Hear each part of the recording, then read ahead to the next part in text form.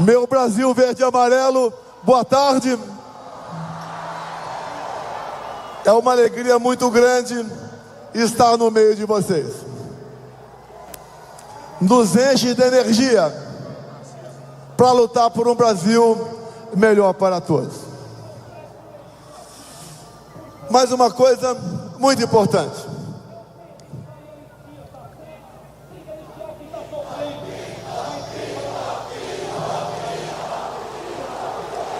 Uma coisa muito importante. Eu me elegi presidente em 2018 numa falha do sistema. Tanto é verdade que a minha eleição foi investigada pela Polícia Federal no inquérito aberto pelo Tribunal Superior Eleitoral na primeira semana de novembro de 2018.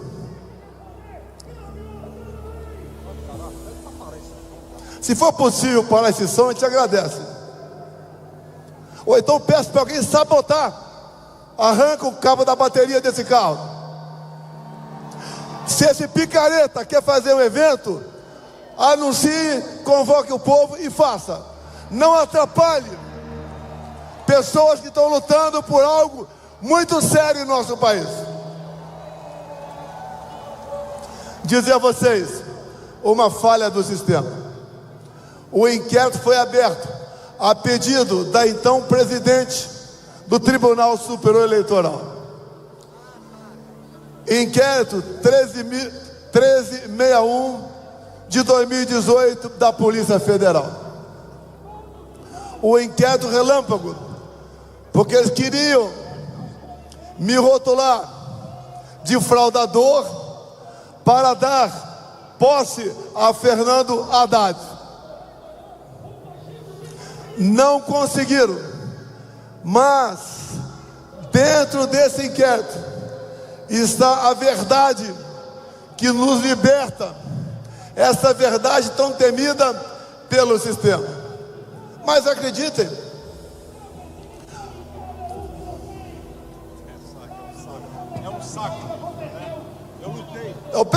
eu peço, desculpa aqui, eu não sou governador, mas que a PM arranque o cabo da bateria desse carro.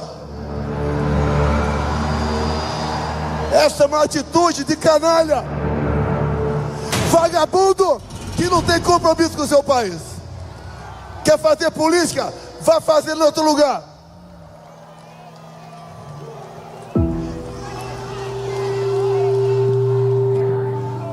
Vamos continuar. Então logo eu me reuni com embaixadores em meados de 2022, o então presidente do TSE, ministro, foda, cara, foda, ministro Alexandre de Moraes, pegou esse inquérito que era ostensivo e o transformou em confidencial, ou seja, o primeiro inquérito secreto de verdade. E ao transformar esse inquérito em secreto, ninguém mais teve acesso a ele. Eu tive acesso, mas se eu falar sobre ele aqui, estaria cometendo um crime.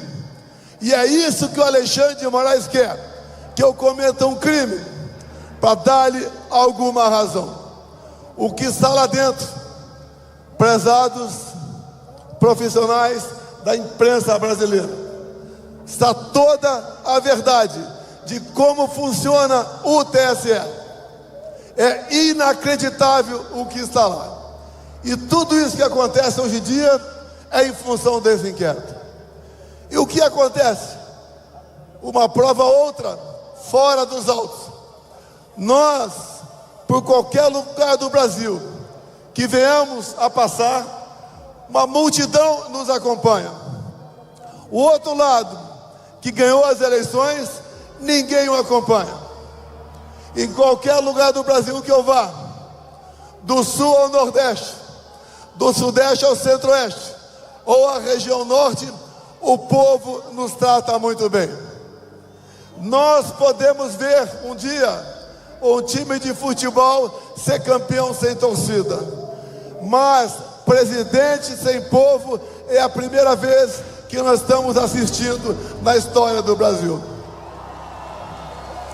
Falaram que eu deveria passar faixa para aquele cara. Eu não passo a faixa para ladrão.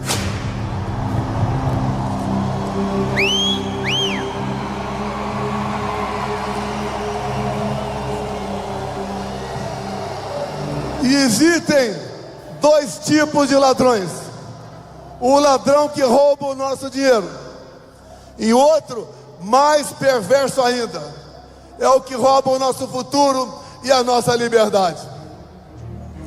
As eleições de 22, aos poucos vocês vão tomando conhecimento, ela foi totalmente conduzida de forma parcial pelo presidente do Tribunal Superior Eleitoral,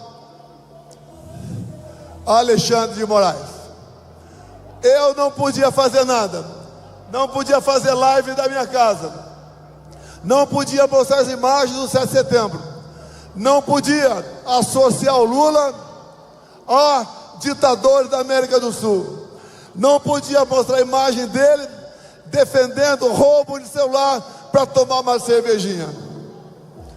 E outro lado, tudo podia fazer, em especial me chamar de genocida, por própria decisão do Tribunal Superior Eleitoral.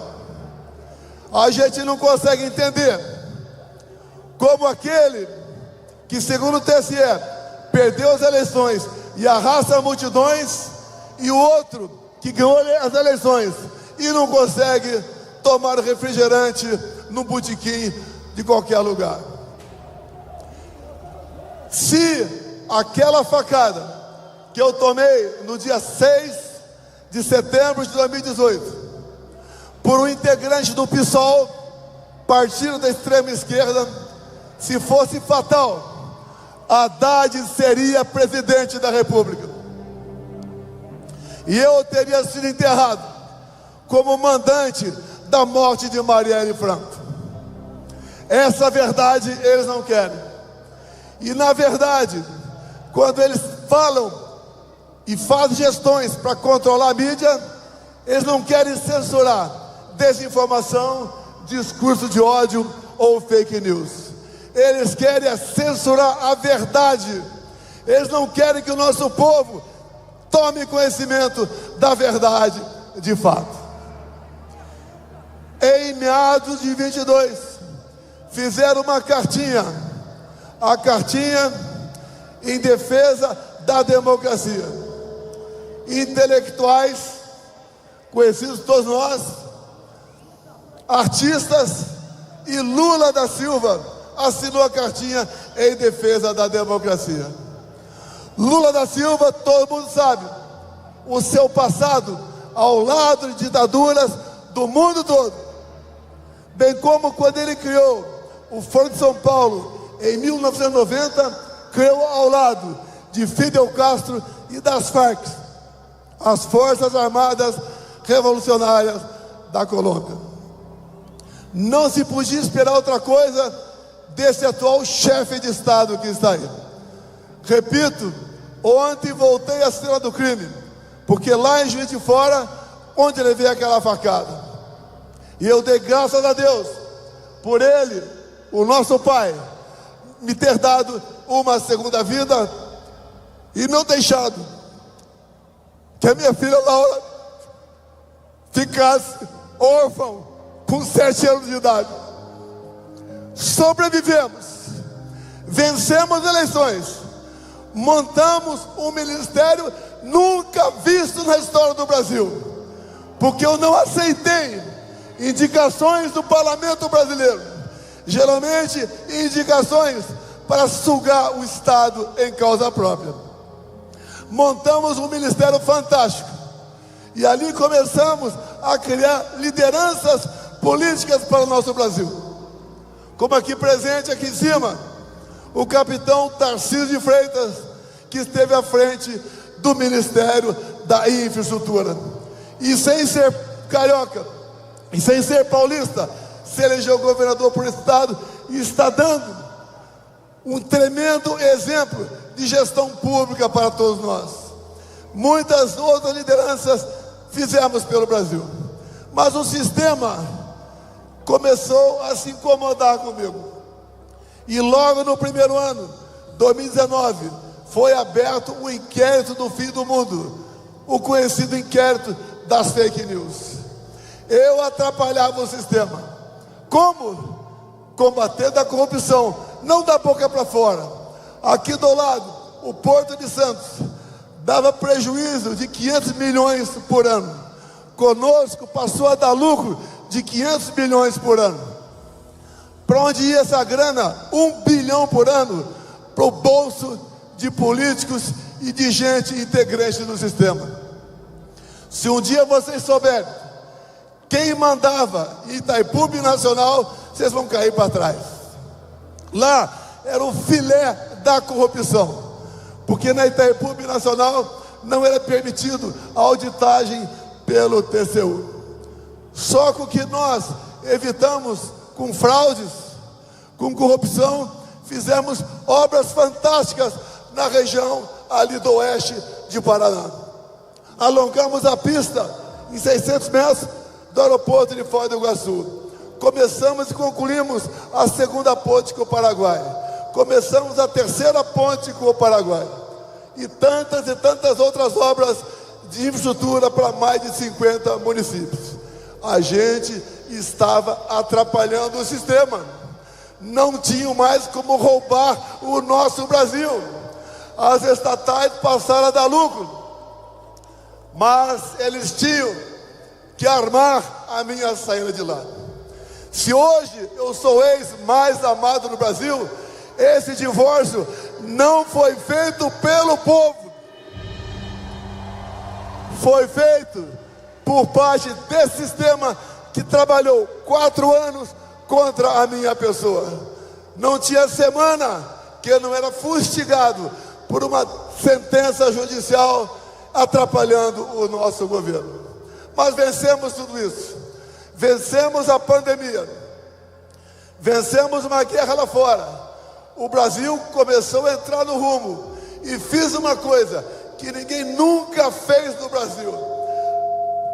Nós zeramos ou reduzimos a carga tributária de milhares de produtos, entre eles os combustíveis, entre outros o fim do DPVAT, entre outros a diminuição em 30% do IPI de mais de 4 mil produtos.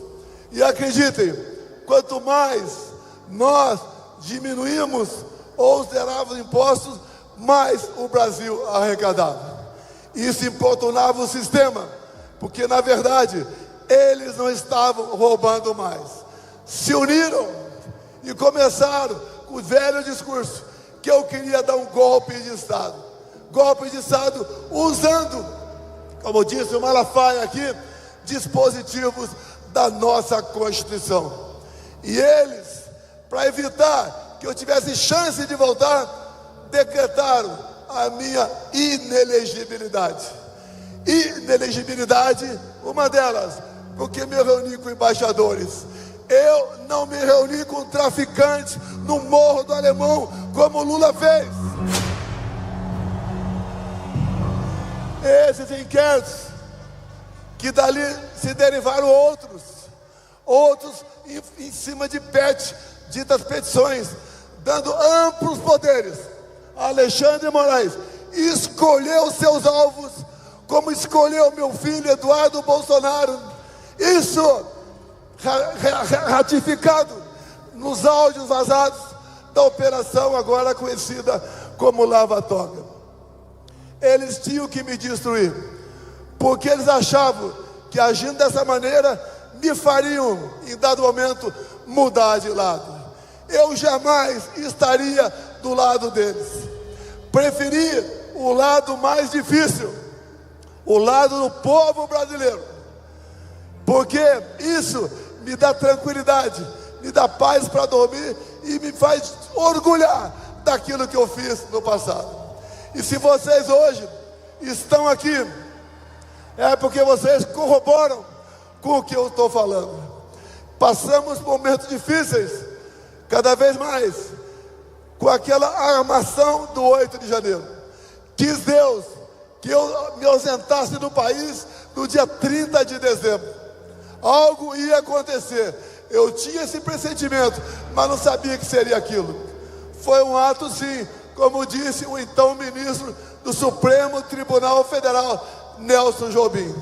Segundo ele, aquilo foi uma catarse, ou seja, o momento onde a população se prendeu. E aquilo jamais foi um golpe de Estado. E nós estamos vendo pessoas ainda serem julgadas e condenadas como integrantes de um grupo armado que visava mudar o nosso Estado democrático de direito. E eu lamento por essas pessoas presas, mais de uma centena. Jovens mães, idosos, idosas, chefe de família. Hoje nós temos órfãos de pais vivos no Brasil. Essas condenações do 8 de janeiro, nós temos que, através de uma anistia, beneficiar essas pessoas que foram injustamente condenadas. Aqui no carro agora está o deputado federal, que é o relator da anistia da Comissão de Constituição e Justiça na Câmara. Dizer a vocês que nós seremos vitoriosos lá, nós daremos essa anistia, porque só assim nós podemos começar a sonhar com a pacificação do nosso país. No mais, quanto à minha inelegibilidade, eu tenho certeza, essas duas acusações estapafúrdias, sem razão, sem materialidade, será mais cedo ou mais tarde conseguida por trabalho dentro do Congresso Nacional. Quem tem que escolher os seus futuros chefes é o povo brasileiro, e não um ou outro ministro que temporariamente esteja à frente do Tribunal Superior Eleitoral. Dizer a vocês que nós devemos acreditar no Brasil. Nós não podemos desistir do nosso Brasil. Nós temos, sim, já que sentimos o gosto de uma boa administração, sem corrupção e voltada para o interesse do povo entre 19 e 22. Dizer a vocês que dependemos, sim, e agradecemos a participação externa de algumas pessoas, como Schallenberg, que está aqui presente no carro conosco. Tenho certeza que as eleições de novembro desse ano, nos Estados Unidos, fazendo com que o Trump volte ao poder, será um recado para tiranetes, para ditadores de todo mundo, em especial para o nosso Brasil.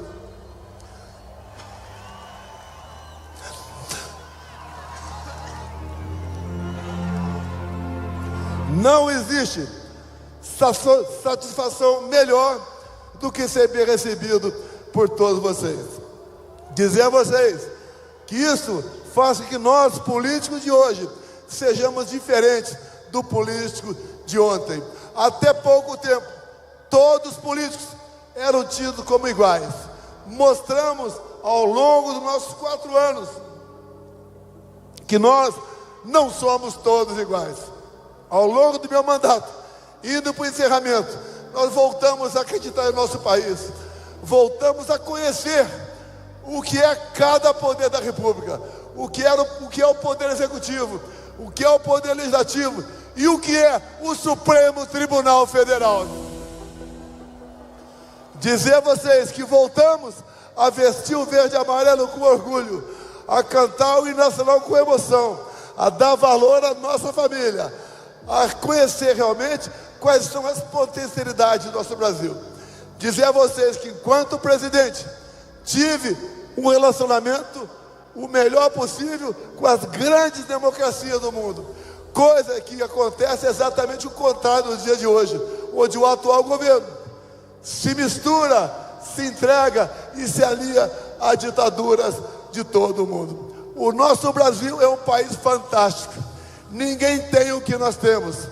Temos tudo para sermos uma grande nação, mas devemos botar freio através dos dispositivos constitucionais naqueles que saem, que rompem o limite das 4 linhas da nossa Constituição.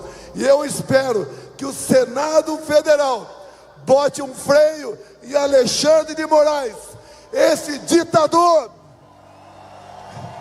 que faz mais mal ao Brasil que o próprio Luiz Inácio Lula da Silva. Acreditemos no Brasil, acreditemos no nosso futuro, e eu agradeço a presença de todos vocês aqui nessa data. Isso nos dá esperança para continuarmos lutando e fazendo com que o Brasil volte à normalidade num rápido espaço de tempo. A todos da Paulista, de São Paulo e do Brasil, meu muito obrigado a todos vocês. Momentos como este são ímpares em nossa vida. Obrigado, Malafaia, Tarcísio, Schallenberg. Obrigado, Nicolas. Obrigado, Gaia, Magno Malta, Eduardo Bolsonaro. Muito obrigado a todos vocês. O Brasil é nosso. O Brasil será livre. Brasil acima de tudo.